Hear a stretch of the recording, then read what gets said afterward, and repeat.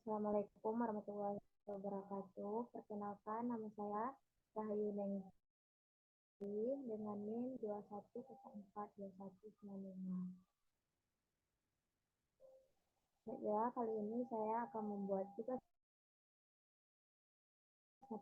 dosen pengampu Bapak DRS Dr. Andas Perjuni Dato Mani MSc, yaitu pada sesi 0082. Kali ini saya akan membahas tentang kasus terkait advokasi kebijakan pada pertemuan yang ke-15. Saya akan membahas 3 buah kasus tentang advokasi kebijakan. Yang pertama, saya mengambil kasus tentang pemanfaatan dana desa untuk prioritas kesehatan di Provinsi NTB tahun 2019 yang dilakukan oleh Dinas Kesehatan Provinsi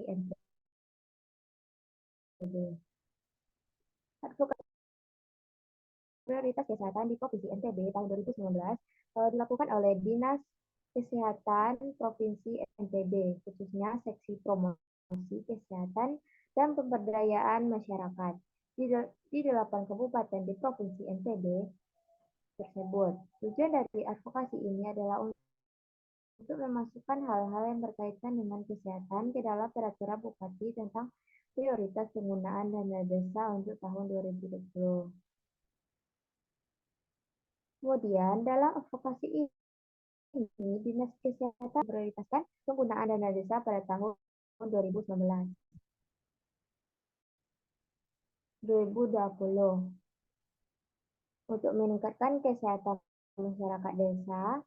Advokasi ini dilakukan dengan mengumpulkan data dan informasi yang relevan tentang kebutuhan kesehatan masyarakat desa dan mengomunikasikannya kepada berbagai pemangku kepentingan seperti pemerintah kabupaten, sekretariat daerah, badan perencanaan dan pembangunan daerah, ketua forum komunikasi desa, dan kepala desa. Kemudian, komitmen dari berbagai pemangku kepentingan ini diperoleh setelah Dinas Kesehatan Provinsi NTB melakukan advokasi yang efektif. Mereka berhasil mengoptimalkan penggunaan dana desa untuk meningkatkan kesehatan masyarakat desa. Dengan demikian, advokasi ini dapat dianggap sebagai sukses dalam meningkatkan kesehatan masyarakat desa di Provinsi NTB. Solusi yang dapat diterapkan dalam kasus ini adalah koordinasi yang baik. Koordinasi yang baik antara Dinas Kesehatan Provinsi NTB dengan berbagai kepala pemerintahan. Kemudian, data dan informasi yang akurat. Data dan informasi yang akurat tentang kebutuhan kesehatan masyarakat desa harus dikumpulkan dan disajikan dengan baik untuk pengaruh kebijakan daerah. Kemudian, advokasi yang efektif. Advokasi yang efektif harus dilakukan dengan cara yang tepat, seperti mengumpulkan data informasi yang relevan, mengkomunikasikan kebutuhan kesehatan masyarakat desa kepada berbagai pemangku kepentingan. Kemudian, komitmen dari pemangku kepentingan.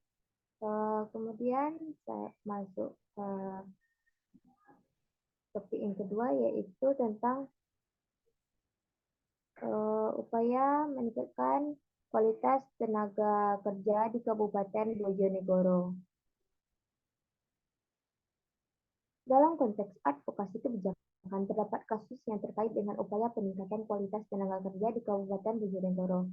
ITFOS, IDFOS Indonesia, sebuah organisasi non-pemerintah, melakukan advokasi kebijakan ketenaga kerjaan dengan melakukan riset ketenaga kerjaan dan menghasilkan policy brief yang kemudian dijadikan landasan dalam merekomendasikan alternatif kebijakan kepada pemerintah daerah. Kemudian dari kasus tersebut menunjukkan bahwa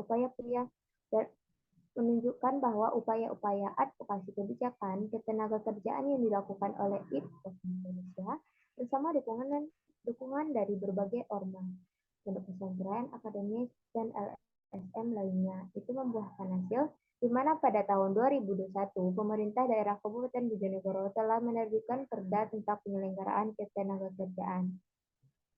Kemudian masuk ke kasus yang ketiga, yaitu advokasi implementasi pendidikan seksualitas komprehensif atau CSI di sekolah.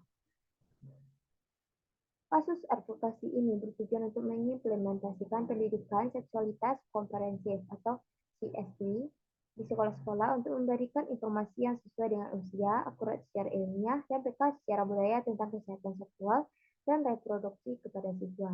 Advokasi ini dipimpin oleh organisasi dan profesional kesehatan seksual dan reproduksi yang bermanfaat bagi CSP, dapat membantu kaum muda membuat keputusan yang tepat tentang kesehatan seksual dan reproduksi mereka, mengurangi perilaku berisiko, dan mengoptimalkan kesetaraan gender. Kemudian hambatan-hambatan kasus tersebut yaitu kurangnya kesadaran dan pengetahuan guru, konten yang bertentangan dengan ajaran agama, keterbatasan sumber daya. Dalam kurangnya kesadaran dan pengetahuan guru, guru seringkali tidak memiliki pengetahuan yang memadai tentang CSE dan kurangnya peka terhadap isu-isu seksualitas remaja. Kemudian konten yang bertentangan dengan ajaran agama, beberapa guru dan orang tua percaya bahwa CSE mengandung konten yang kurang pantas dan bertentangan dengan ajaran Islam. Terakhir adalah keterbatasan sumber daya.